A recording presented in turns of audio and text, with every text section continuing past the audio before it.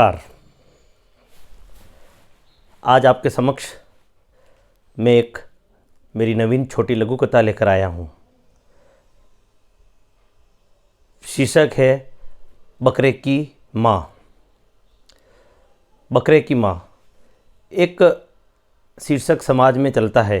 इसी शीर्षक को मध्य नज़र रखते हुए मैंने एक छोटी सी लघु कथा बनाई है।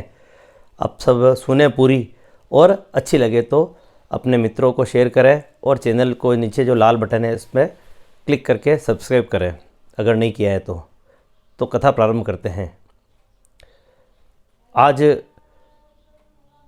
एक व्यक्ति के घर में अच्छा कोई कार्य, खुशी उसको मनाने के लिए वह एक बड़ी पार्टी देने वाला था। पार्टी में क्या होने वाला था? पार्टी के अंदर शराब की व्यवस्था की गई और शराब के साथ कबाब यानी कुछ खाने की व्यवस्था की गई। खाने में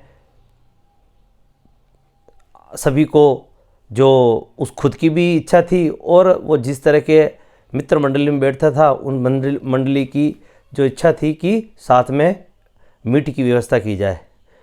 मीट के साथ भुने हुए मीट और साथ में शराब, अलग ही प्रकार का एक आनंद उसके मन में ला रही थी।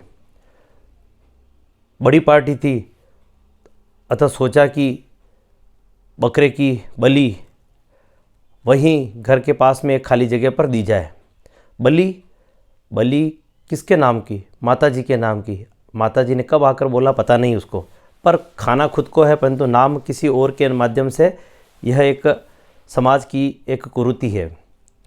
तो एक समय हुआ, एक बकरे को लाया गया और बकरे के साथ साथ पीछे पीछे उसकी अम्मा, बकरे की माँ भी साथ साथ पीछे पीछे आ गई। बकरे को एक इस नियत स्थान पर बांधा और साथ में उसकी बकरे की माँ आ गई तो उसको भी घास फूस आदि डाला गया। दोनों बच्चा और माँ खा रही थी।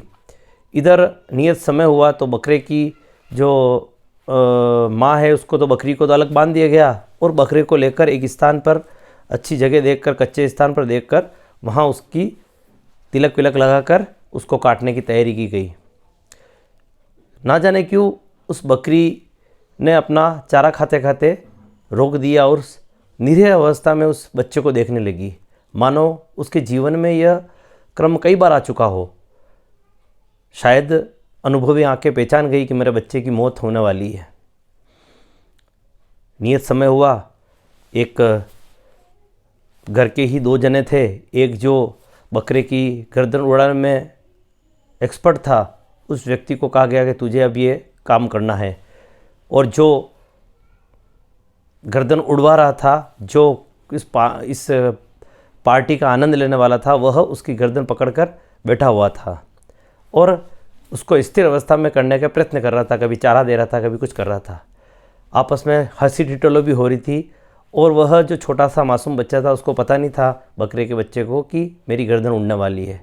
वह धीरे धीरे जो चारा इत्यादि दे रहा था वो खा रहा था, पर शायद उसकी माँ समझ गई थी, इसलिए वो उसको दूर से देख रही थी और समय समय पर वो उसकी आवाज़ में एक आवाज़ लगा रही थी। इधर तलवार लेकर उस तलवार को वो थोड़ा गर्दन उड़ाने वाला, काट बलि देने वाला, उसकी धार लगा रहा था तलवार के। उसने कहा, नीचे वाले ने कहा, धार लगी हुई है, बढ़िया तलवार है, तू तो उड़ा। बस उसका एक कहना था। उसने तलवार को लिया और तलवार को लेकर जैसे ही उसने ज़ोर से ऊपर हाथ ऊपर किया, उसके नाक में ना जाने कहाँ से एक मिर्च जैसा कुछ एक झोंका लगा और ज़ोर से छींक आनी थी। और जो गर्दन वो हाथ नीचे दबा रहा था, वो तलवार उसके हाथ से ना जाने कैसे स्लिप हुई, छूटी और जो पास में पकड़ कर बैठा था उसके ऊपर जाकर गिर गई। आहा की ज़ोर से आवाज़ आई और गर्दन ज़मीन पर गिरी।